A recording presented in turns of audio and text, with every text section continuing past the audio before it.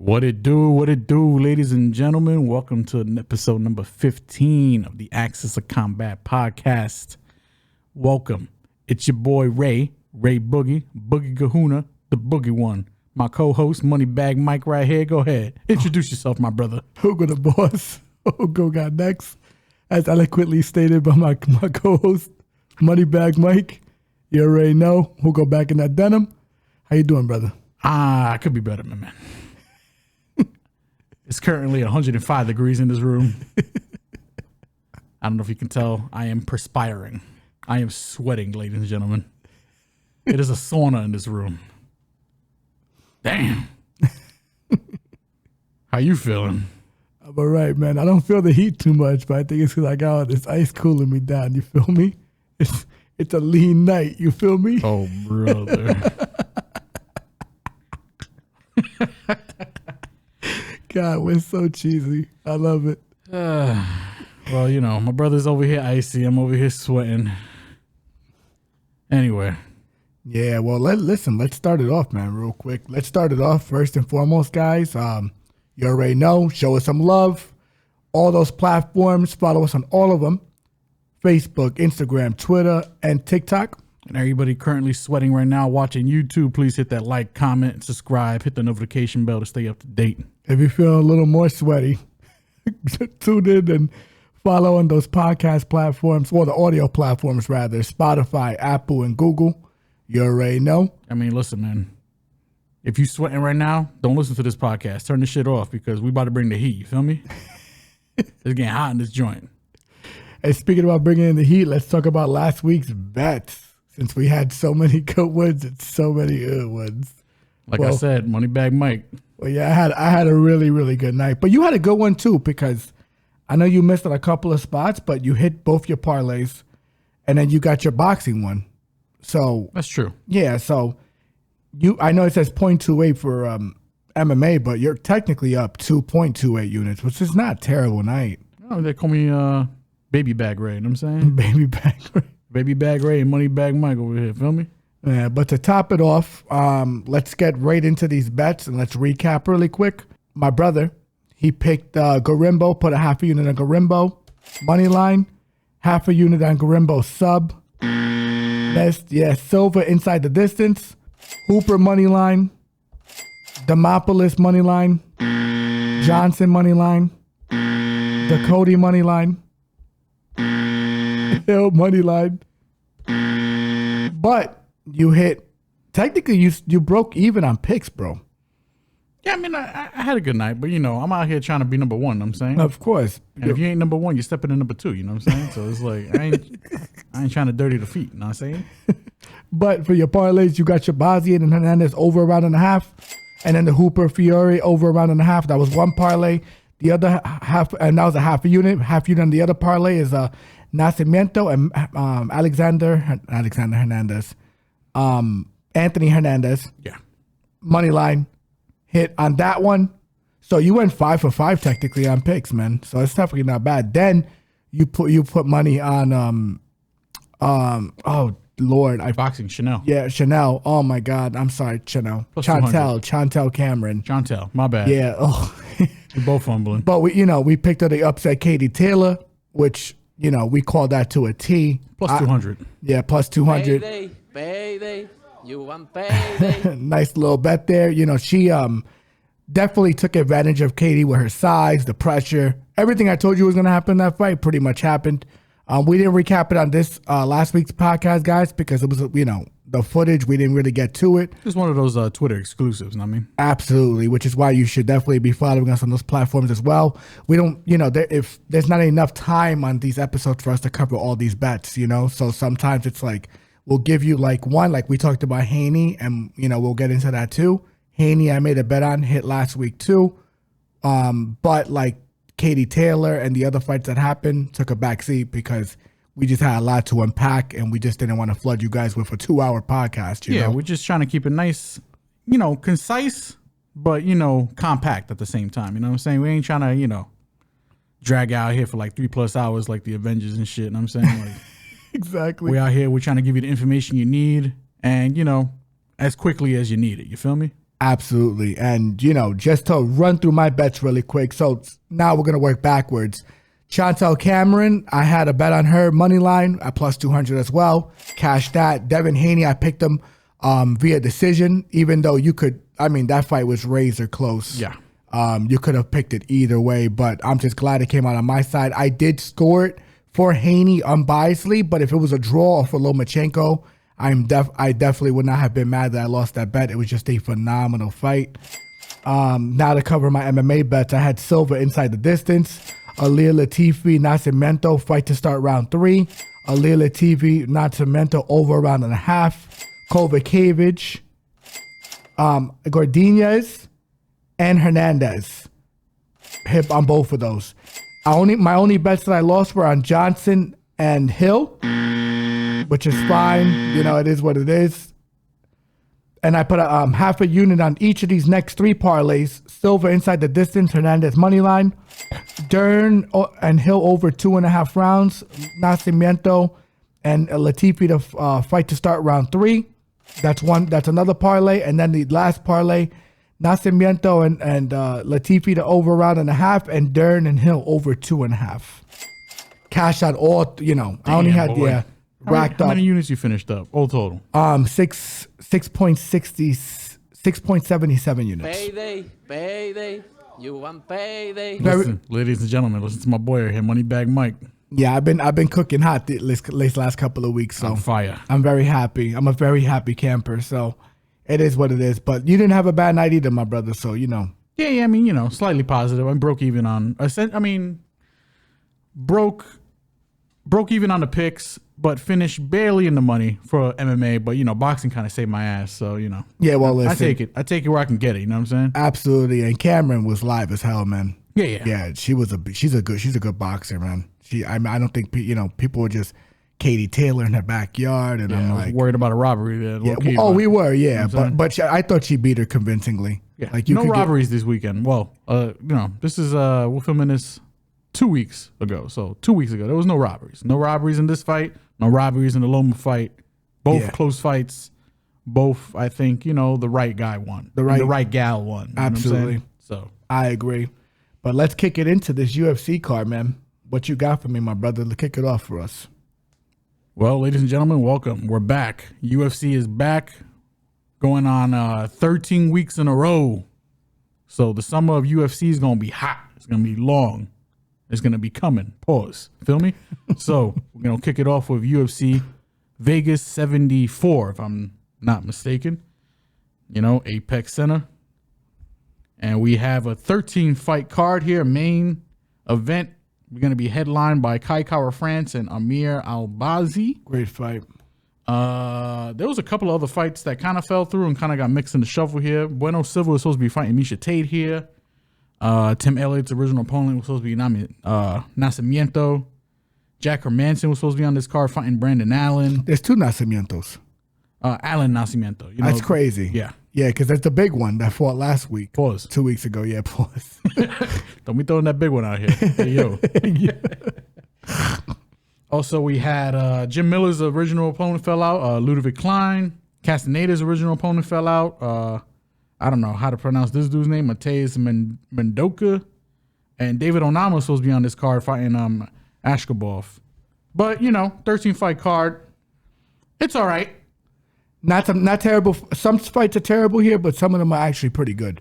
Yeah. And I think there's a lot of live betting. Not live betting. There's a lot of betting spots here for this card. So definitely happy to have you guys. And, we're ready to make some money this week. Let's keep it going. Let's keep the train rolling, and let's get you guys paid. So kick it off, my brother. What's first fight? All right. To kick it off, we have...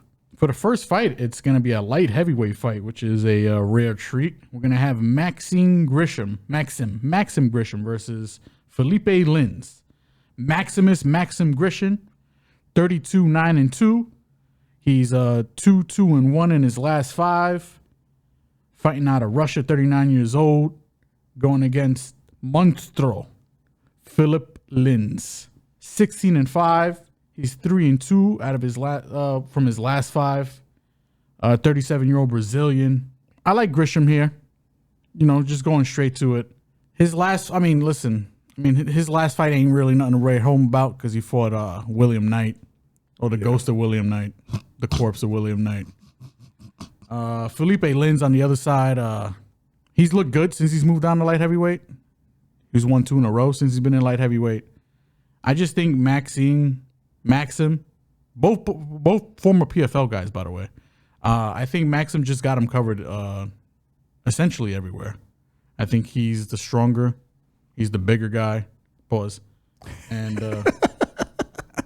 I think Lin might have the speed advantage with the hands, but that's maybe about it. I don't know. I think Grisham is probably the more accurate striker. He knows how to use his distance a little better as well. So lean Grisham. Don't know if I'm gonna bet it. Maybe this probably goes over. Yeah, I see it maybe over 1.5. I don't know. What do you think? Yeah, I'm with you on Grisham, and I'm with you on Grisham for a couple of reasons. I think, people are like, the only thing that worries me about Grisham, ladies and gentlemen, is that he's a very low volume guy. He doesn't throw a ton of volume. But what I do like that he does, because Philipe Lin just kind of blitzes dudes. I mean, he did against OSP, and that you've seen what he did to OSP because OSP is kind of a low volume guy, slow starter. But the thing is, too, I think Grishin and OSP are 2 different points of their career, if I'm being quite frank. And I think Grishin knows how to use his jab a lot better than OSP. So, Lin's also kind of wings his shot, so he throws very wide. And the thing is, Grishin does have a kickboxing background and knows how to, get his punches from A to B. I think he's the cleaner puncher. I agree. I think he's the cleaner striker. I think he knows how to manage distance, as my brother said. I like Grishin here. Don't know if I'm going to bet it either because this is technically a fight where they kind of have to show up and show out for us because they haven't had the best UFC runs per se. But my lean is definitely Grishin. I would not be surprised if I don't put money on Grishin come fight night just because I think Philipe Lin's, he doesn't have a great gas tank and he kind of just fades as the fight goes on. And Grishin's top game is really good. I can see Grishin taking him down, getting on top, smashing him. There's just way more evidence for Grishin to win this fight. I'm actually surprised because they usually started off with some low-level shit to start cards, but I think they know this fight's going to be a banger and very fun. So, but to end this all, I like Grishin. I also like the over as well. We'll keep you guys posted if we're going to bet that. It's just, this is something we got to analyze a little further, because it still is, it's a prove-it fight for these guys, so. But on to the next one. All right. Next fight we got here in the bantamweight division. We got Luan Lacerda going against Damon Blackshear. Luan Lacerda, 12-2, 4-1 out of his last 5. 30 years old, fighting out of Rio de Janeiro, Brazil, going against Damon Blackshear, who is 3-1-1 in his last 5. 12-5-1 overall. 28 years old, fighting out of North Carolina. This one I kind of went back and forth on. I kind of like both these guys. I think they both. It's the problem with this fight is that bantamweight is so deep, and I do think these guys do belong in the UFC. Maybe I don't see them ever reaching that top 15, but they're definitely gonna be good enough to just stick in the promotion for a while. But I think when I watch both of these guys on tape, I was going back and forth because I think, and maybe I'm wrong, but I think Lacerda's debut against who was it? Cody Stamann. I think even in the loss, I feel like that was a little more impressive than anything I've seen from Blackshear in his last 2 fights in the UFC. Not that Blackshear's whack, because he's not. But I think striking, I think Lacerda might have the edge. I think grappling, I think it's kind of even. My lean is going to be Lacerda. I don't know how I'm going to bet it. What about you? Actually, so I kind of, I disagree with you here, which is great. This is great for podcast content. Why do you hate me? I don't hate you. But what I will say is I think Damon Blackshear is being super overlooked. And he continues to be super overlooked. I think he took, in the UFC, he's only had 1 fight where he's had a full camp. And that was against Baccarat. Not Baccarat. Basharat. Yeah. Please. Yeah, excuse me, ladies and gentlemen. But he, I mean, dude, he had his moments in that fight. And I'll be honest with you, in that third round, if that third round was a couple of seconds more, he probably gets a submission on him with that triangle. That was deep. That was a deep triangle. He has a good ground game. He's big. And he's shown that with a full camp, he could definitely push the pace and not get tired. Unlike the two performances before that where he gasped, but that's because he took the fight on last minute notice, God, I will say, I don't know if I'm going to bet it yet, but what I will say is Damon Blackshear might be a live dog pick here. Luan Lacerda kind of fights one way, fights straight up, doesn't really pick angles. Even Blackshear had his moments against Basharat on the feet where he caught him a few times, and Basharat's a really good striker. So I like Damon. I think he's the bigger, better fighter, if I'm being quite frank. I think in the floor they kind of mitigate each other a little bit, but Damon does have a good back take series. He showed it against Basharat, and he can be dangerous down there. I think he's more of the threat off of his back, if I'm being quite frank.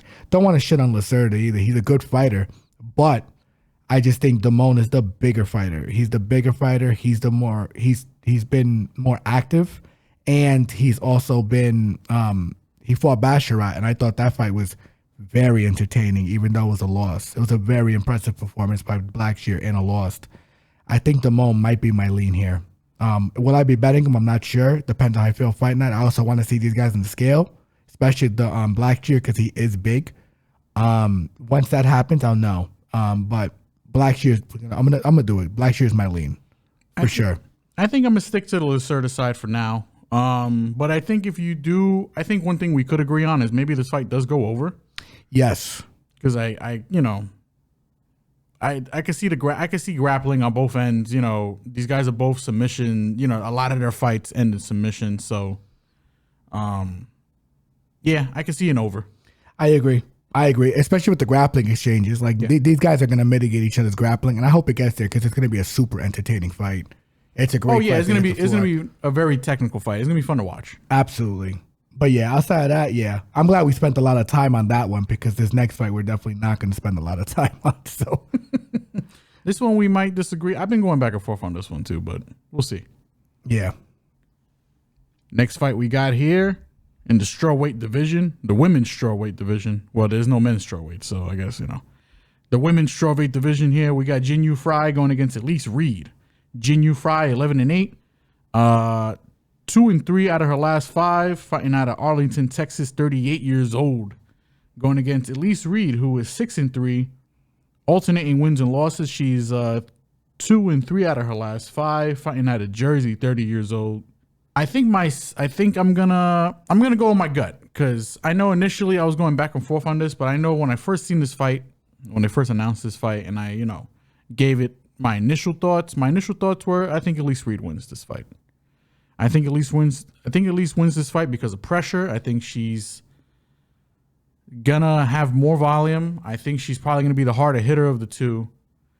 And I just gotta hope to God that Jinh Frey doesn't take her down because she can't defend shit.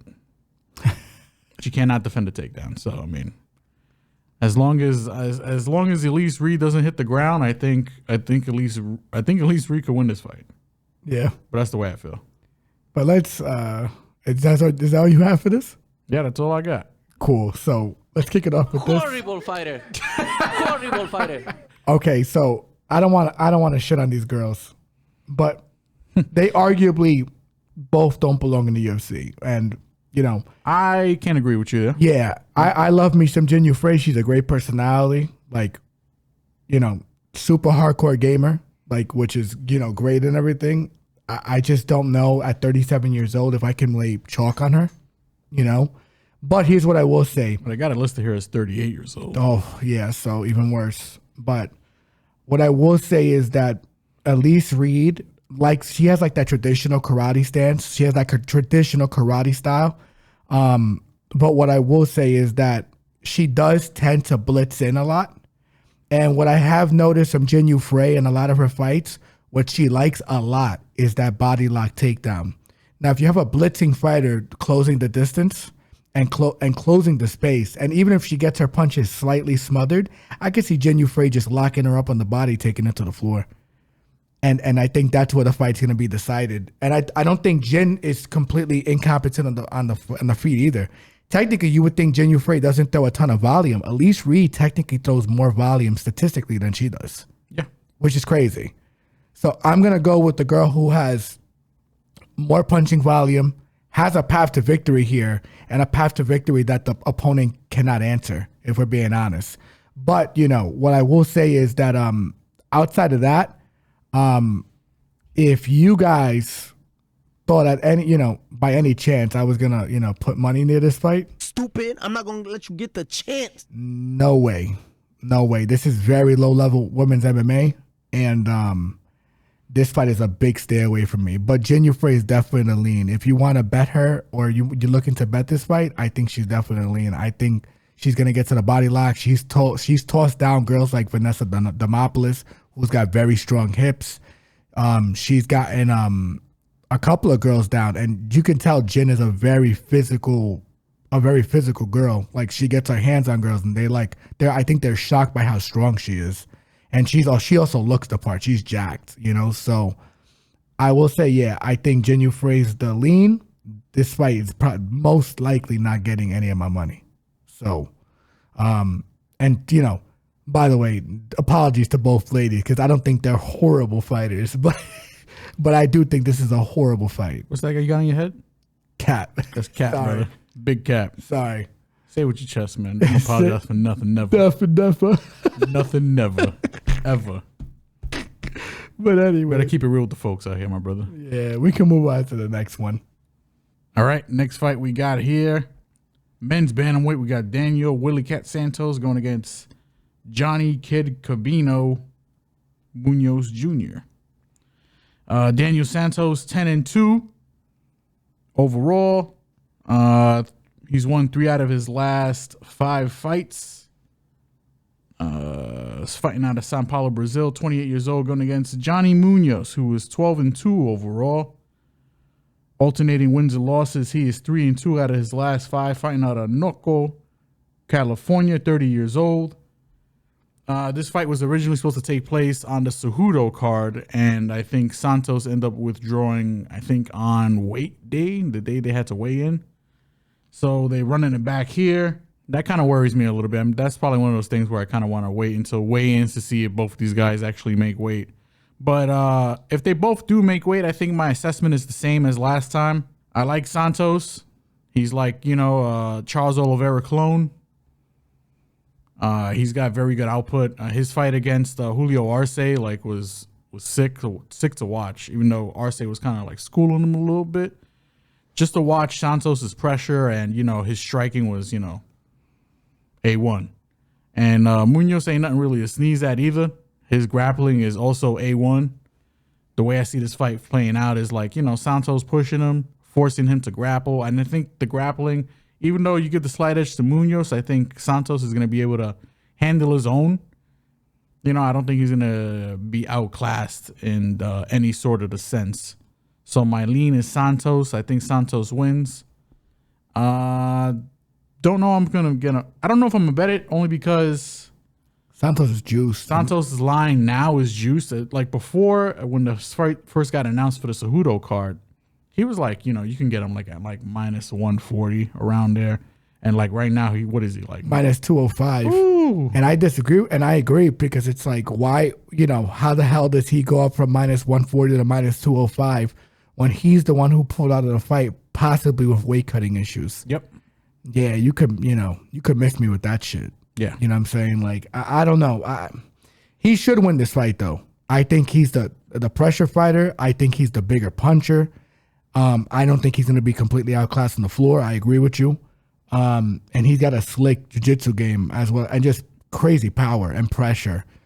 So he's definitely my lean. Don't know if I'm going to bet him. And he's got the cardio. Because Munoz, like he's got the grappling, but he tends to gas as the fight goes a little further than he wanted to. Yeah, Santos is the side for me. I agree. All right, next fight we got Ooh, the main event should be the main event. We got some horrible fighter. We're gonna have Canelo jump in on this shit. Just hit the button. Hit the button. Horrible fighter. Horrible fighter. We got Andrei Arlovski going against Dontel Mays. Oh my God, Andrei, the Pitbull Arlovski, 34-21, the grizzled vet, lost his last fight, but he's 4-1 at his last 5, fighting out of Belarus by way of Chicago, Illinois, 44 years old, fighting against the former bodyguard of Snoop Dogg, Dontel Lord Kong Mays, 9-5 overall. He is 2-1 out of his last 5, fighting out of Louisville, Kentucky, 31 years old. Man, fuck this fight. Yeah. But I tell you what, Arlovski. Yeah. And he's plus 105 right now. I wish it was open up a little bit more, but Vegas knows how dumb Dontel Mays fights. I think the over 1.5 hits. Hits because if this fight goes the way I think it's going to go, Arlovski has a way of making people fight at his pace. Yep. And also Dontel Mays, for being a 6'6" bodyguard, former bodyguard, he don't really got, like, you would think he would have more punching power. And, for a 6'6" guy, I mean, he's got adequate punching power, but I don't think he's got anything. I mean, listen, Arlovski's 44 years old. You could probably blow at this dude, pause, and you're going to knock him out. But, I mean, another thing about Dontel Mays, you could order Amazon packages and get them before he throws a punch. Like, that's how my man is telegraphing. Yeah. So. And I agree. I'm with you on the over here, and I like Andrei, and for a couple of reasons. Dontel doesn't really have great fight IQ. That's one. That's putting it lightly. That's putting it very lightly.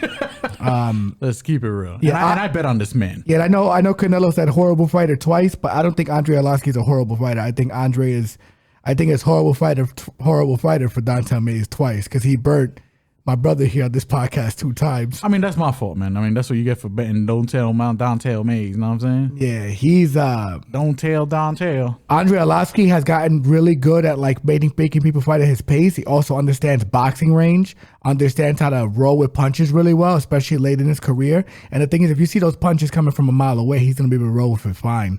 Now, if Dontel uses his wrestling, he does have a path to victory here, but he's not really a prominent submission threat, and he doesn't really know how to hold people down as well as he probably should. I've been waiting for Dontel to use his fucking wrestling for I don't know how long. Yeah, I just think he can't rely on this horrid fight IQ. And against someone like Andrei Arlovski, Andrei knows how to manage distance, and Andrei's just a grizzled vet that knows what he's doing. I like Andrei here. I believe he is probably going to get my money just because I dislike Dontel Mays. Even Snoop Dogg, even though he was Snoop Dogg's bodyguard, Snoop Dogg came out and said, "I don't want this guy next to me in a fight." And that's the disrespect. The disrespect on this guy, man. And, disrespecting me and my brother here because he lost that Humvee fight. And after that, it was go fuck yourself. Like, I'm going to be honest with you. Like, I'll never give this guy my money again. And I will always bet against him unless he has some sporadic, turn of events where he does a complete 180 with his career. I just don't see it. He hasn't really changed camps from my understanding. I like Andrei here. I like Andrei as a bet. I love the over on this fight. I love the over. I just don't think he's going to get Andrei out of there. And I think Andrei's going to be able to manage damage here and make sure that he doesn't get touched too bad, at least not until he starts getting tired, which is usually towards the second half of the fight. I love the over, and I like Andrei here. The over is going to probably most likely be the bet, guys. I'm going to commit. The over is going to be the bet, whether I parlay it or I make it straight. Will I pick Andrei, make a dog shot on Andrei? I believe I probably will, but I'm not going to confirm that yet till we get closer to the fight. So, but yeah, we can stop beating up this fight. Get the fuck out of here. Get the fuck out of here. Straight up. Ask Snoop Dogg who he is. Who? Dontel who? Who? You don't know who that man is. Nobody want to know who Dontel is. Yeah, this fight needs to go. And hopefully, this is going to be a loser leave town too. So I mean, yeah, that's what I think. Absolutely. Yeah. Well, Andrei, I feel bad for Andrei, man. He's done his thing. I mean, Andrei going Andrei, man. I think I'm gonna ride one more time, man. I think he get Dontel Mays out of here, man. Dontel does not belong in the UFC. Nah, he's terrible. He's all the talent, all the physical gifts, just terrible fighter. All right, next fight we got Another bantamweight fight. We got John Castañeda going against Muin Gafurov. That's how you say his name. The Sexy Mex. Hey, yo, pause. John Castañeda, 19-6, fighting out of Minneapolis, Minnesota, 31 years old. He is 3-2 out of his last 5, going against Tajik Muin Gafurov. Oh my God. Gafurov is 18-4. He is 3-2 out of his last 5, fighting out of Tajikistan, 27 years old. I think this fight is low-key going to be a banger. I think John Castañeda, I think he's currently like 2-2 in the UFC. He's fought some decent brand of competition. His last fight against Santos, I mean, he was putting work on Santos. And, Santos, like I said, Manny Oliveira, he was able to, do what he had to do and pack him up real quick. Going against over here, Tajik Gafurov. Man, I keep fumbling this man's name. Gafurov. Who? Got a solid resume outside the UFC. I think he is a live dog. Now, in terms of pick, man, I don't know. What are the odds on this fight? I'm looking for them actually right now, and I cannot find them, which is really frustrating. I think they're not going to be up because Gafurov was, again, this is not Castañeda's original opponent. Castañeda's original opponent was supposed to be, and I'll tell you right now, his original opponent was supposed to be, Mateus Mendoca. Oh, this is recent change. Yeah, this is a very recent change. Yeah. So we got Gafurov over here coming off of a very short term, notification for this fight. I don't know. This maybe. I think he's very good. He's live as hell. That's all I gotta say. I'm probably be tempted to take the dog shot here. Who knows? But I don't know. Maybe I gotta probably look a little deep into this one. Because again, like this is very, very, very, very, very last minute. So yeah. What I will say, ladies and gentlemen, dogs is barking. Dogs is barking for this one. Oh, you feeling the dogs, huh? I am. I think this guy, Gurov. I'm calling him Muin. Gafurov. Yeah. If you've seen this guy fight, this guy is a very big puncher. This guy has really good wrestling. And he is very durable. He went to decision with John Lineker, and that was when John Lineker was still kind of John Lineker.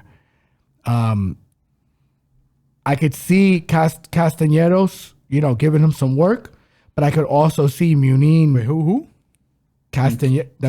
Castañeda. Oh my God, I'm butchering these poor boys' names. I'm sorry, guys.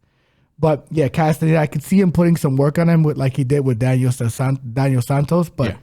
I could also see Gafurov. Oh my God. You got it. Him putting him on his back, making him work, and winning minutes in this fight. I really could. And he's extremely durable, so I don't think Castañeda is going to be able to run through him like he ran through a lot of other guys. It is a different style opponent than we're used to seeing Castañeda fight. Because Castañeda's only losses are to Daniel Santos and Nathaniel Wood. Those are guys who know how to control space. Yeah, two good fighters, man. Two really good fighters. And he beat Eddie Wineland and Miles John. And Miles John, Eddie Wineland, he's known more or less for his striking. And Miles John is not necessarily terrible on the feet. So he subbed Miles John, right? He subbed him. And what about Wineland? He packed him up, right? He packed him up with punches, yeah. So this is a great fight. I don't know what the odds are, guys, but I will say that Gafurov is live as hell. And a lot of people are not going to know about him because this is his UFC debut. I don't usually bet on guys in their UFC debut, but what I will say is that this guy is proven on other regional circuits and against legitimate competition. He can fight. He's a good fucking fighter. So we'll see how the odds open up, guys. If it's like wide, like if it's like a plus 200, I will definitely jump on it. Oh, you take the dog shot for sure. You take the dog shot for sure. But if it's like close, Castañeros might be the bet. The lean for this fight, I think, is going to be Castañeda, but I think the bet might be Gafurov. So that's just a heads up for you guys. But there's no active lines right now, so I don't know. So I can't give you a distinct pick. And that's how you play. You play the value of these lines. But Outside of that, yeah, I think that's exactly how I'm leaning. But yeah, we could definitely move on to the next one. So, all right, next fight looking like the main event for the prelims here. We got Elizeu Zaleski. Did I nail that? I think I nailed that. Going against Abubakar Nurmagomedov. That would be probably the harder name, but I think I nailed both. I think you did. We got Zaleski here. Capoeira Zaleski, 23-7. 3-2 out of his last 5. Fighting out of Brazil, 36 years old, going against Abubakar Nurmagomedov. 17-3-1. He is 3-1-1 out of his last 5. Fighting out of, I don't know what kind of part of Russia that is. Russia, 33 years old. I think this fight is also going to be very good. Zaleski, if you remember his last performance, beat the living crap out of Benoit Saint Denis. Yeah, it was bad. And fight should have been stopped. He gassed himself out, hitting him, and ended up losing that fight. That's crazy. That's insane. I don't think that referee is even refereeing anymore. Yeah, Benoit should have been out of there. Like, off. Actually, no, he did win the fight. Did he win the fight? He won the fight. He won it by unanimous decision. Benoit. The thing is, Benoit took such a beating in that fight. You almost he forget been packed up. You forget the decision because it's like, yeah, it was bad. Like, yeah, in my brain, I was like, man, I thought in my brain, because I remember the fight. You know, I got a Tweety Bird brain. I got terrible dog shit memory. My brother over here, photo book memory. But I remember him just wailing on him and then just exhausting himself. So in my brain, I was like, man, he lost. yeah. I get it. Oh, but he ended up winning. Yes. And Abubakar, who is the cousin of the retired Khabib, the wackest Nurmagomedov. He is, yeah. Which is unfortunate. He's the only one with L's. Essentially, yeah. He's the only one with multiple L's. Yeah.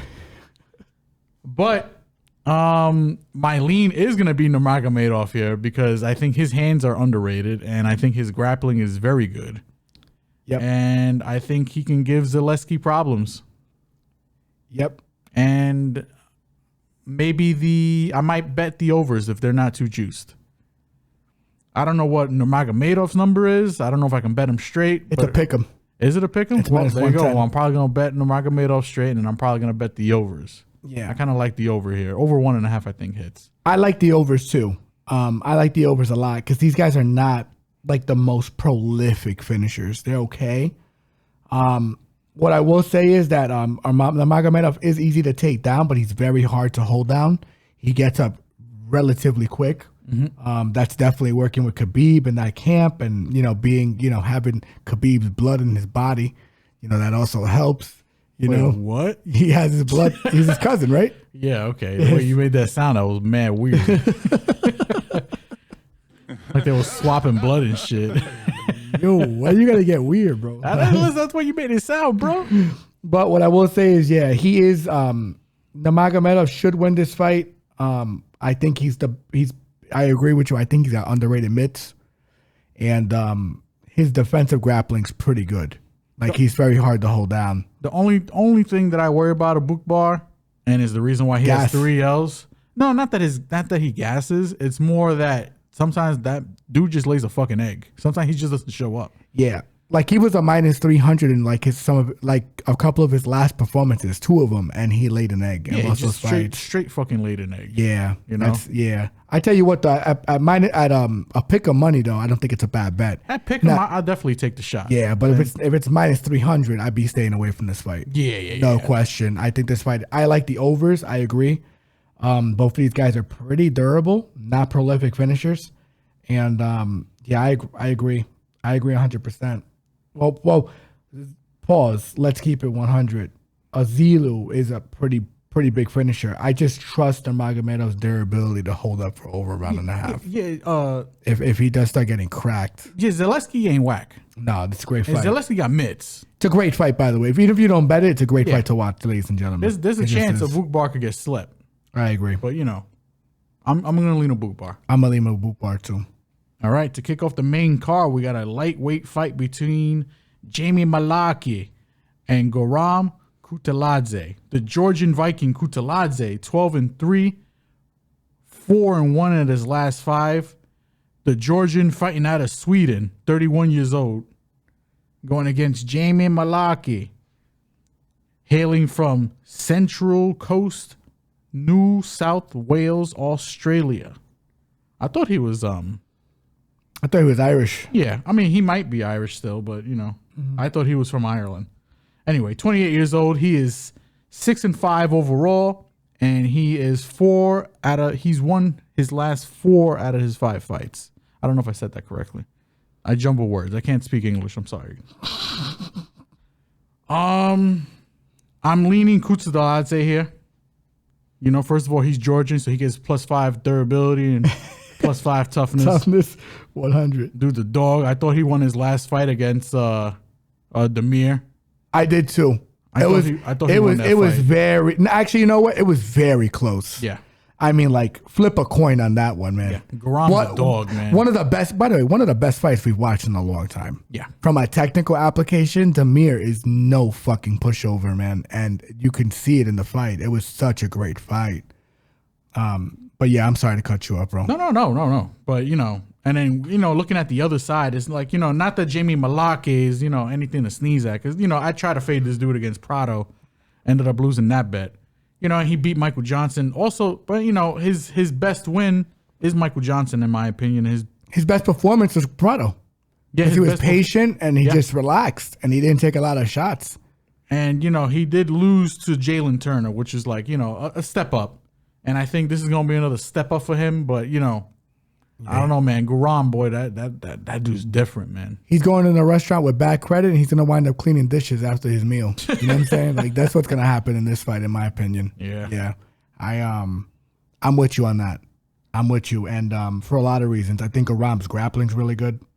Mullarkey gets hit way too much for my liking. Yeah. I mean, Guram is a -325 for a reason. Damn, 325. Yeah, I'm parlaying the shit out of him. Like, I think he's a solid parlay piece. He's a solid parlay, but he's got great fight IQ, understands distance. His striking is wicked, and I mean, dude, he's one of 2 people that beat in Gamrot. In this, and the only thing with him is he's super inactive. But I'm gonna be honest with you, this boy's shredded. Yeah, don't matter to me. He's a beast. Yeah. I think I'm not gonna put -325 on him, but I will be parlaying him. I mean, he trains with Chimaev. He's fought the way better brand of competition. Yeah. Dude, he's different, man. Guram is different. Yeah, he's a good fighter, man. The 130, was it 375? Yeah. 25. 325, that's justified. Yeah. He's a beast. I mean, Mullarkey could catch him, though. Yep. Mullarkey got hands. I stay underestimating Mullarkey. I mean, like, I don't want to put a little respect on Mullarkey's name. Every time I hear the word Mullarkey, I always think about our elementary school teacher. Yeah. I ain't going to put her name on blast, but... That's a bunch of Mullarkey. She definitely, that's a bunch of Mullarkey. She definitely had at all times, a pack of Marlboro Reds and probably had a bottle of Jameson hidden in the drawer of her classroom. Oh God, because she came in looking like a wreck every damn day. Word to my mother, like she's probably Jamie's godmother or something. You know what I'm saying? They're related. They're related somehow. I mean, she looks kind of like Mullarkey too, low-key. We love looking you. that busted. We love you, teacher. By the way, No, she was a great teacher. You're a great teacher. Great teacher. We cook. We just. Oh my God! She's just like a wreck though. We just cooked her just now. It was so bad. But no, she was great. She's not watching this. She was great to us. Hopefully, yeah. No, she ain't watching this. Don't send this to her, guys. Facebook, Twitter. But no, I'm with you. I like Guram a lot, man, and I felt bad for Jamie. I just think that he's walking into a fucking ass whooping in this fight. In my opinion, I think Guram is a hammer. I know he's inactive. I don't care. I thought he beat Demir. You could argue he beat Demir. Mullarkey's tough, so it kind of makes me. I'm a little tempted to take the over, but I mean, damn, Guram could put it on him though. Yeah, Guram could finish this fight. I agree.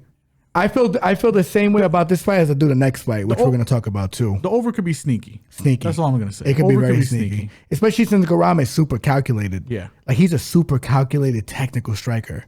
Yeah. And I don't think Jamie's a pushover either. Jamie's tough as nails, man. Man, he's a tough dude. He does make, especially that last fight with Prado, make great decisions. Yes. Great decisions. He fights like he that. impressed me in that fight. If he fought like that all the time, this fight's going over. Yeah. There's no question. But yeah, Guram is definitely the bet, definitely getting parlayed, guys. So for sure, the over will to be TBD. TBD. Yeah, so but we Follow us on Twitter. Yeah, Except for you, elementary school teacher. We apologize. Sorry. we love you. We still love you though. Seriously, still love I you. love you. You were great to us.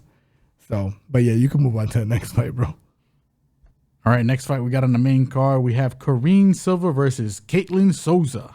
The killer, Karine Silva, 15-4 overall. Currently 5 out of her last 5 are all wins. Fighting out of Brazil, 29 years old, going against, I don't know how to say her fucking nickname, Ketlen Souza, 13-3. Also 5 out of her 5 last wins. Debuting, I think, 27 years old. Karine's a beast. I like Karine. I think maybe a sneaky way to play this. This could be one of the few fights that, well, few women's fights that you want to bet the under on. Maybe. I'm still kind of like, I'm playing with that idea. I don't know if I'm going to commit to it. The problem is like, what's Karine's number right now? She is minus 225. She's definitely getting parlayed. Yeah, she might be another parlay piece. Damn, I wanted to bet her straight, but that number is kind of crazy, especially in women's MMA too. But I think, yeah, Souza. I mean, she got hands and she's durable.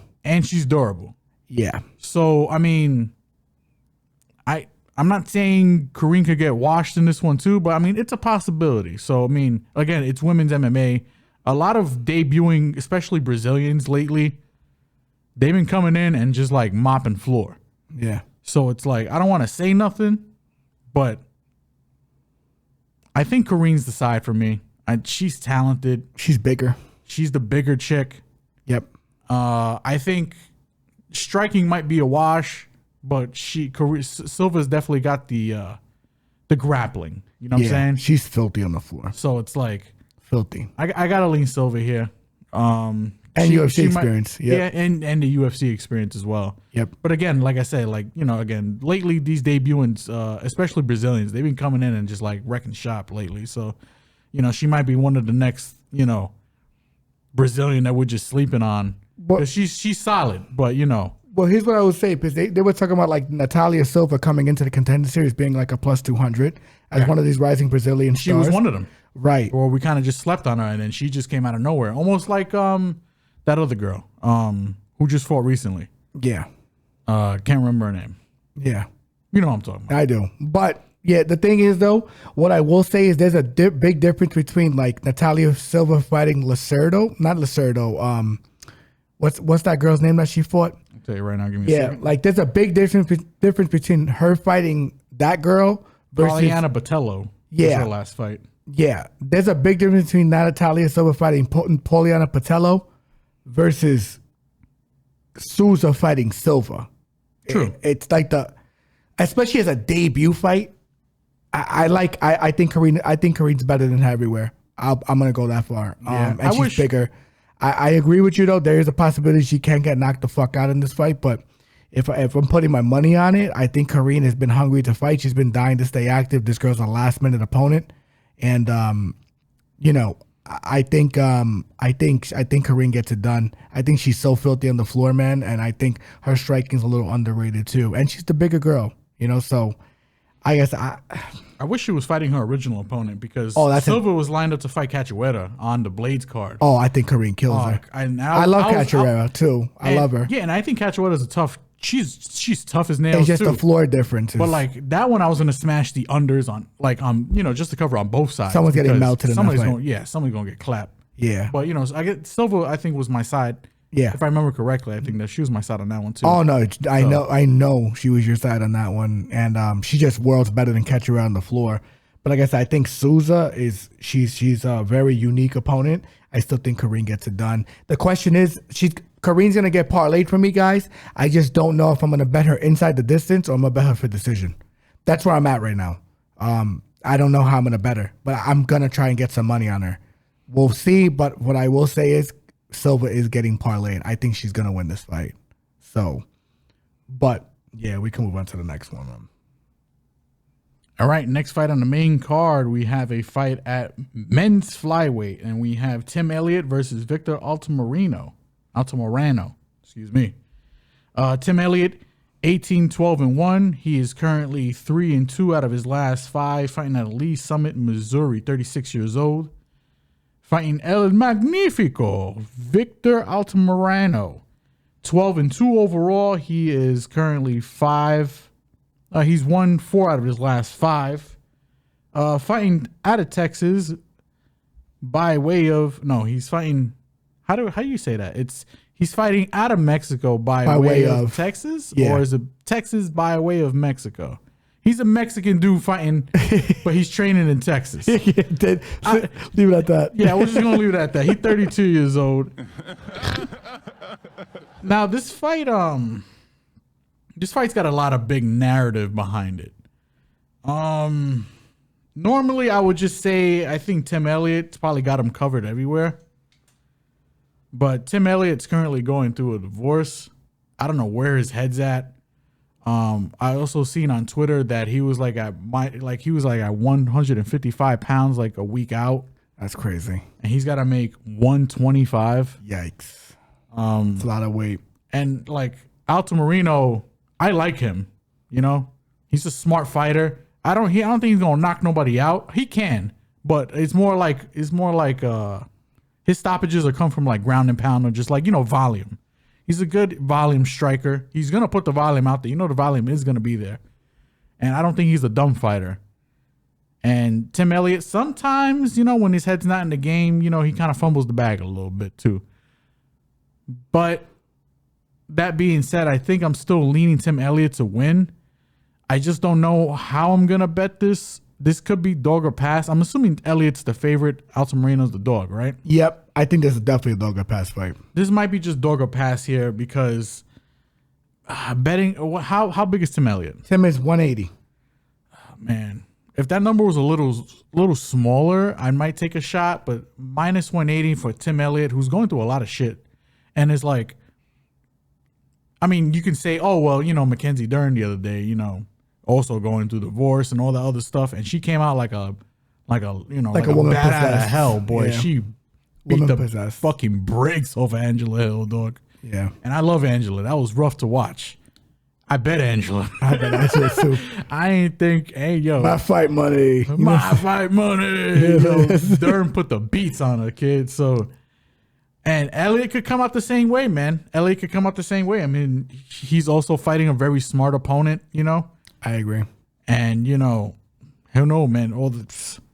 That rage might come out and he might just beat the brakes off of Altamirano. But, at the same time, it's man, this is probably something I'm going to wait a little, maybe when they do media day and weigh-ins. I just want to see where he's at. It's probably going to be one of those things where, if I could see where his headspace is at, I have a little more confidence in leaning because, like I said, I think he's got him covered everywhere. I think maybe standing, it might be a little bit of a wash. I don't know. Altamirano's got hands though. He's gonna throw volume out there. But yeah, this might be something I'm waiting until weigh-ins or the day before. Once all the media day stuff comes out and everybody, I like to hear. I want to hear from this dude. But yeah, I think Elliott is the lean currently, but this might be dog or pass. What about you, brother? Well, listen, I think them dogs is barking. Woo! And I think them dogs is barking because besides everything that you said, besides everything that you mentioned, the one thing that you did not mention, which is very interesting and very true about all Tim Elliott fights, he makes very questionable decisions in the octagon. His fight IQ is not great. Yeah. He's lost to the elite of the division. However, against lower tier opponents, he makes the fights more interesting than it needs to be, in my opinion. He kind of just fights to the competition, right. Unfortunately. Sometimes he doesn't show up. Yeah. And now with everything going on, you're going to tell me he's going to have the right headspace to make good decisions against a guy who is a volume striker, is bigger than him. He has 1 inch in size on him and 4.5 inches in reach on him. Hey, yo. Silly rabbit. But I ain't a fucking rabbit. I'm a man. But you're right. You spitting right now. Yeah, I just think I think Victor's live as fuck, and I'm very tempted to just tell you guys right now that I want to put money on him. But I agree with my brother. If he comes in with that rage that Mackenzie Dern came in last week, and you could see he makes like a clean weight cut, even though he's got to cut 25 pounds within a week and a half, and he seems really laser focused for this fight. You know, come weigh-ins, come media day and all that stuff. Pause. Chill. Hey, yo. I think Victor is live as hell, and I will say Tim can win this fight. He is better everywhere, but questionable fight IQ, man. And you know how I tell you guys about guys with questionable fight IQ on this podcast. We fade them early. Yeah, we Dante Mays that ass. Yeah, don't get Dante Mays shit. sometimes. It's brother. the same shit. You know, like the guys who just make bad decisions. Like Yeah. Tim will roll into a position when someone got his back into a worse position with someone on his back, thinking he's creating a scramble where he's just kind of just falling into like a deep half guard where the guy has the lockdown and his weight on top of him when he can land damage on him. The only thing is Tim is super durable, but he is older now too, man. And he's been off for a while. So it's like coming, and then, him and Gina Mazzani get faded because Gina Mazzani's a quitter in there. When she fights, she quits. You know what I'm saying? She quits. She gets punched in the face and she quits. Well, Tim Elliott faded her in real life, so. Yeah, and Gina quit on him in their marriage. Oh, shit. Damn. He knows about quitting. Boom, boom, boom, boom, boom, boom. Nah, I think Tim is quitting on her, but she quit on him with the other UFC fighter. I think it's like Kevin ex UFC fighter. Kevin Crew. Also, she traded in a guy. But she traded the hero for the zero. You know what I'm saying? Straight up, man. Good on you, Tim. I'm rooting for you low key in this fight, man, because fuck that. You know what I'm saying? Fuck that shit, man. But who knows? I don't know. There's always three sides to a story. I don't know her part of the story. Maybe this is all hoopla and bullshit too. But I mean, three sides. Boom. So how's it always three sides? Well, technically, it's not always. Man. No, it's one, just her side, his side, and then the truth. That's the three sides. Okay, that's what I thought. You better fix that. That was bars. Okay, I got you. Dropping that knowledge. But yeah, Tim, a lot of question marks heading into this fight. Who knows what's going on with that situation? Maybe it's just rumors that are getting into his head. Maybe Gina is actually not cheating on him. Who knows? Maybe she is. Who cares? What it comes down to is where it's Tim's headspace. A guy who does not make great decisions in the octagon against a guy who I know is locked in and hungry. A beast. I like Altamirano a lot. I think Altamirano might be the bet for this fight. Live as hell with that dog shit. You know what I'm saying? So, but yeah, we could go on to the next fight. All right. We got the featured bout coming up, and it's a throwdown, and it's an East Coast throwdown. Ladies and gentlemen, we got Jim Miller here, A10, going against Flash Gordon, Jared Gordon. Jim Miller, 35-17. He is 3-2 out of his last 5, fighting out of Whippany, Jersey, 39 years old. Going against Flash Jared Gordon, 19-6. And he is currently 2-2-1 in his last 5, fighting out of Queens, New York, 34 years old. I think this is a fight where I'm gonna lean Gordon. I think this is a winnable fight for Gordon. The only problem is the extremely quick turnaround for Gordon, because he got headbutted by Bobby Green. And Bobby Green's still gonna argue to this day that it was an elbow. My man clearly fucking boom, decked homeboy with his dome. But quick turnaround from a knockout like that, and that was like that fight was a couple weeks ago, right? No, it was 8 weeks ago. 8? It's like 6 to 8 weeks. I don't think it was it was like. It was recent. It's recent as well. It was recent. So this is a very quick turnaround for him. And it's not like Jim Miller don't got hands. Jim Miller could probably put him out. He has power. Low key. But I think Jordan, you hear me? Gordon, Flash Gordon. I think he's got him kind of covered here. This is one of these fights where I kind of like Gordon here. I think this is one of these winnable fights for Gordon. I think he can match him for the grappling. He might even out-grapple him low key. And Gordon, he's not a dumb fighter. I can see overs hitting. Yes. But I think Gordon's my lean here. And I just gotta hope Jim Miller don't flatline him. So, but this is an East Coast throwdown here. We got Jersey versus Queens, you know what I'm saying? And we got two Bronx dudes spectating, feel me? So yeah, what I will say, I think Jared is the lean, but if Miller knocked him out. I'm not surprised, motherfuckers. 100%. You know, I think this guy, like, if you look at the knockout that he endured, it was a headbutt, but it wasn't from hands or kicks or anything like that, but it was a headbutt. Yo, Jared was out. Like, it was out. He was out, and then he took punches after he got knocked out from Bobby. You know, I don't like this fight on a quick turnaround from him. Him without the knockout, this line is probably bigger if we're being honest. Don't know if I'm gonna bet this fight yet, just because of that fact. Because I think Jared is coming off of this on a quick turnaround. But I think I agree with you. I think Jared is better than him everywhere, and Jared is younger than him. Who's the dog? Jim, he's plus 160. That line is what's Jared then? minus 190. Oof. Yeah, Jim, the dogs might be barking, you know? That's what I will say. 190 might be kind of a steep price for Jared. I mean, I think he does get this done though. Yeah. But damn, coming off that knockout, I mean, Yeah, I might stay away that from this quick fight. is a little scary. I might stay away from this fight because Maybe over. I could see Jim knocking him out. I think maybe the over hits. You know, I really could. And you know, listen, whoever's advising him, Do you see the genius at work? Do you see how I did that? yeah, if he gets knocked out, that's exactly what you guys are going to be saying to yourself. Because if I'm his teammates and I'm his team, I'm advising him not to take this fight because it's just too quick of a turnaround on a pretty bad knockout. You know, against a guy who's a vet, has a nasty guillotine, and can crack. Can crack. Has beaten some up and coming guys too that can crack. You know, so. But I do trust Jared's fight IQ. I think there's a way better stylistic matchup for him than Bobby Green. I like Jared here as well as the lean, but don't know if I'm going to bet it. All right, on to the co-main event. We have Alex Caceres going against Daniel Pineda. Bruce Leroy, Alex Caceres is 20-13. Dang, he's got that many fights? That's crazy. Yeah. He is currently 4-1 out of its last 5, fighting out of Miami, Florida, 34 years old. Going against Daniel the Pit Pineda, 28-14. Won his last fight, but he is currently on a 2-1-2. Then he got 2 draws.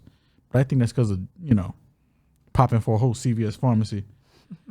37 years old, fighting out of Houston, Texas. This is a very good fight at featherweight, I think. I think the unders hit. I don't think this fight goes the distance. Nope. I'm gonna lean Caceres because you know you got to lean on the guy's cardio. Caceres flatlined Erosa his last fight. Pineda put to sleep Tucker Lutz. I told you I felt about Tucker Lutz. That was easy money. He slept that old grandpa body having ass fucker. You know what I'm saying? But Tucker Lutz is built like my 80-year-old grandfather, bro. I think with muscle. It's the same body, hunched over and shit. I just not a fan of him, man. I think he's just pumped. He's just a big wrestler with an overhand. That's all he was. I'm assuming Caceres is the favorite, right? Yes, he's a minus 175 favorite. That's actually not that bad. I think he's gonna be the bet, low key. The bet's gonna be violence. The thing is, Pineda is gonna be Pineda early, Caceres late. Yeah, this might be a nice live bet spot. I still don't think it goes the distance. If you want to get a little greedy, maybe Caceres inside the distance, because I think I'm gonna lean Caceres. Caceres could get it done either way. I mean, to be honest, Pineda could probably get it done either way either. What if you want to get real sneaky? You want to get real sneaky? Maybe fight ends in sub is probably a nice way to go too. Yep, that might be some nice money there. But yeah. I think the lean for me is going to be Caceres. I like Pineda, but, you know, Caceres is that dude, man. Yeah. Caceres is one of those guys is like. He's hung around the UFC for a long time, but he's got good skills, man. Yeah. You know, and I agree with you. And just to piggyback off what you said, Caceres knows how to control distance really well, has that traditional karate style. Doesn't get hit cleanly a lot, knows how to roll with punches really well, and now he's really developed a pretty competent ground game. Yeah. You know, Pineda, though, 28 wins, 28 finishes, man. Beast. And he has 42 fights, only 5 of them have gone to decision. So this fight's he's first half of the fight, he's dangerous, he fades, and then he gets stopped, or he stops, right? So the violence is definitely the bet in this fight. I don't know what the line's going to be. It's probably going to be juiced, and you got to parlay it or just bet it straight, depending on the line. That's definitely the bet, ladies and gentlemen, violence. So the unders. The fight does not go the distance. I think fight ends in sub is sneaky because Caceres got a competent ground game. He's got a competent ground game. He's got a lot of subs on his record. He's also got a lot of most of his losses are subs. Yeah. And the same thing from Pineda. Pineda got a lot of sub wins, but a lot of his losses are sub. Yep. So I agree. I think ends by sub could be real nice. And Caceres is the lean. Or you could do Caceres inside the distance. You want to get real gritty. Pick sub on either side.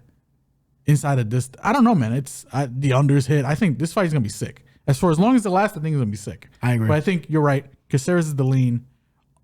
Well, you're right. You only stated it first. I just agree. That's right. That's right. I said it. Say that again. Who said it first? Nothing. That's what I thought. But yeah, I agree with you. I think the bet is definitely violence for sure. Caceres is definitely lean. Caceres might even get a money line bet from me too. I think he's gonna get him out of there. I really do. Pineda, I love Pineda. I think he's a very fun fighter. I just don't see him being able to last deep into this fight with Caceres. And Caceres just knows, he understands how to manage distance better than most fighters in the UFC. A lot of unorthodox kicks, a lot of crazy things, and then he knows how to finish you off with volume too when he has to. I like Caceres a lot in this fight, but violence is definitely the bet. So. All right, and now on to the main event. We have Kai Kara-France versus Amir Albazi. Don't blink, Kai Kara-France is 24-10, 3-2 out of his last 5, fighting out of New Zealand.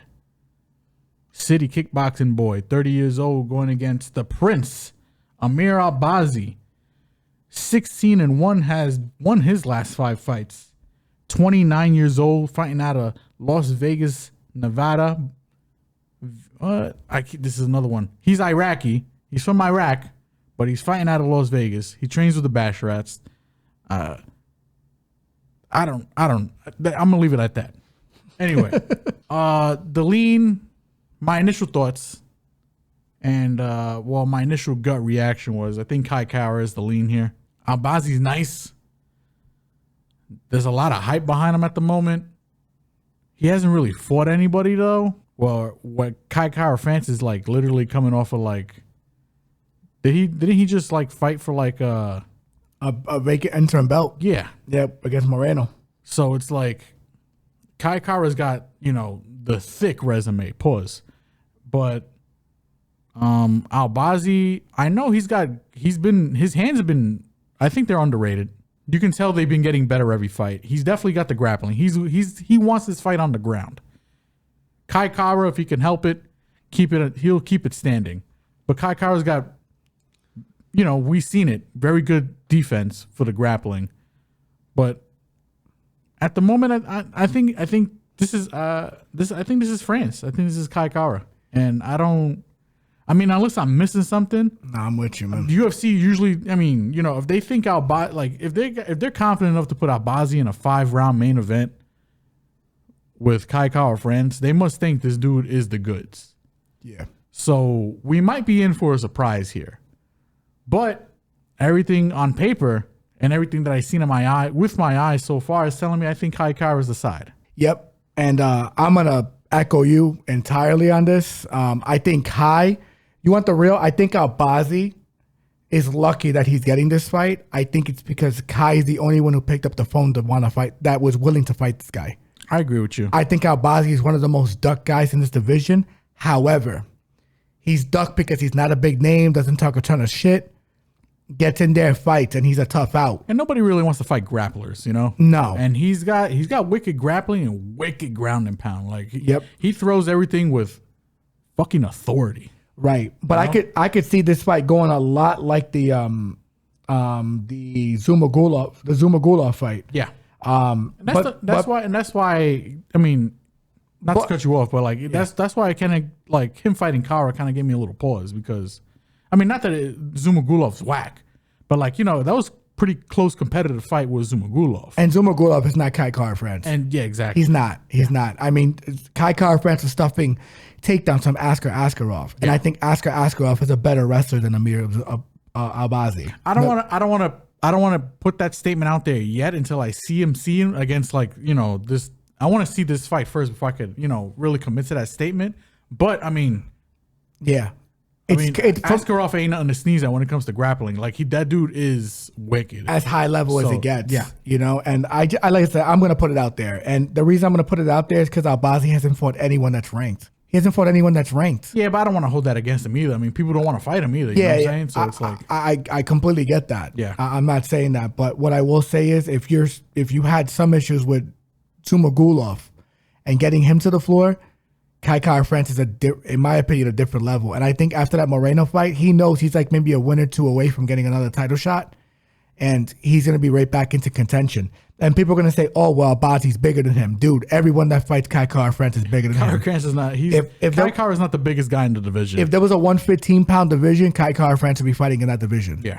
You know what I'm saying? Like, that's how tiny he is. But it doesn't matter. The dude can crack, comes out of a great gym that game plans, by the way, in City Kickboxing.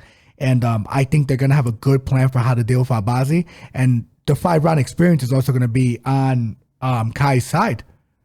Because, and that's another issue that I seen with Albazi. Never been 5 rounds before. So. You know, so is that grappling, him wrestling, is it going to be, you know, is he going to gas at some point? Is he going to have trouble taking this guy down? There's so many questions on Albazi's side that I have to go Kai. I mean, I do want to push back though, because I mean he does train in Extreme Couture. That's not a whack gym.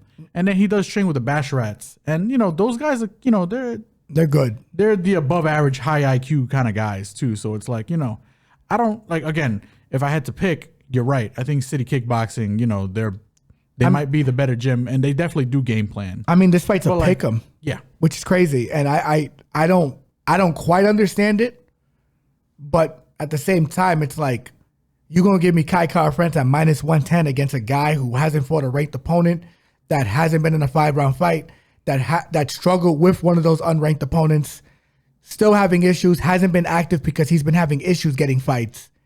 Yeah, but flyweight is also kind of deep too, like underrated deep. I agree. It's not bantamweight, but it's deep. You know, but but the thing is, I will say if it was bantamweight, I think it'd be I feel a little more optimistic about Albazi's chances. However, since there is flyweight, I think from the top 5 to like the end tier of the top 15, I think there is a little bit of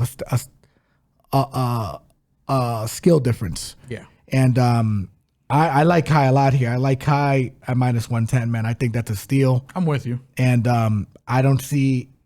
there's a path for Albazi. I think his hands are underrated. There is a path. And his wrestling is he's a really good wrestler. I just think Kai's on a mission, man. That boy is he takes his game very seriously, man. He takes it very personally. I was gonna ask, do you have a read on? Because I don't have a read. I don't know if this fight goes the distance. I don't know if it ends. Yeah, like ends early, ends late. I don't got a good read on that. I like the over. Over what? Probably over 2.5. Because I think, yeah, that was kind of my gut feeling too. Kai can crack, but like, you know, who is he really knocked out, right? Kai knocked out Cody Garbrandt. I mean, everybody, Augusta win and Cody Garbrandt does the chicken dance. My you know grandmother can knock out Cody. It's kind of crazy, bro. Like, or he knocked out Rogerio Bonton, who? You know, this fight's going over. Okay. Because I don't think Albazi, I think he's built like a tank. He might, man. He hits so hard. Like, I mean, he looks like he hits hard. So it's like, I guess I won't know.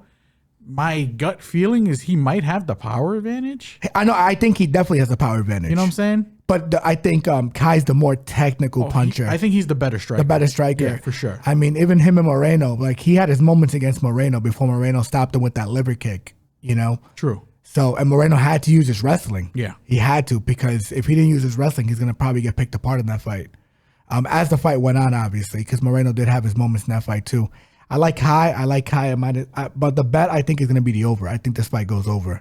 Just because I think Kai is a very high fight IQ fighter. If Albazi does train with these guys, I agree with you. He is a very high fight IQ fighter too. And they're going to respect each other, and Albazi's going to take his time. Who has more upside in finishing the fight? Probably Albazi, right? Probably Albazi. Probably. Right. I would say so. I mean, he goes for it. Not that Kai doesn't, but from what I've seen, you know, even though he hasn't, like I said, hasn't fought the greatest level of competition. I mean, he debuted against what's his name, Malcolm X, right? Malcolm Gordon. I mean, you know, washed him, and pretty much washed everybody else he's fought. But like, he does have the finishing. I think you're right. He has the finishing upside. Yeah, he's the finishing upside for sure. But here's what I will say. Not that Kai can't finish, but yeah. Here's what I will say: the fact that this is his first 5-round fight in the UFC, probably gonna take his time in the beginning. Yeah, probably. Yeah. So I like the overs. He'll here. pace himself. The bet's gonna be, especially since he's the grappler. I agree. The bet's gonna be the overs. The lean is Kai. That's how I'm playing this. Kai might get money. If I'm having a really good night, I might just take a shot on Kai. I think you might have talked me into the over because, like I said, I couldn't get a good read on whether this fight goes a distance or how soon or not soon it ends. Especially with the wrestling. Especially with the wrestling, he's gonna take his time. Yeah, he's gonna take his time because he just knows that he can't empty the gas tank because he's got 5 rounds against a guy who's been in a 5-round fight before. That is is the more technical striker and knows how to manage the distance. Probably worlds better than anyone else he's fought. Worlds better and has great takedown defense. Yeah, I see this fight going over. And it also scares me too because usually when you think flyweight, you think under. Yeah, like these dudes, like they small but they crack. They small but they could, man, they crack and they sub. They pack people up. Yeah, so it's like, and it's mostly because of pace and speed. Like these guys, very technical. They can hit and can hit you fast. Like you won't see some of these shots that are coming at you. So like and that, like I said, that was another reason why I was kind of like, man, I don't know, the over, the under, the over, the under. I think gut feeling, you're right. I think it probably does go over. But I mean, would I be surprised if this got finished earlier? Maybe I might be, but not really, to be honest, because usually flyweight fights, don't tend to last. No. But you're right. I think Kai Kara's the side. I think the 2.5 probably hits. Don't know those numbers yet. The fact that this is a pick'em is pretty good. Will I be surprised if Albazi won? No. No. But actually, no, I would be. That's cap. I'm capping right now. No, I would be surprised if he won because again, I haven't seen it. I haven't seen it against better competition and 5-round fight.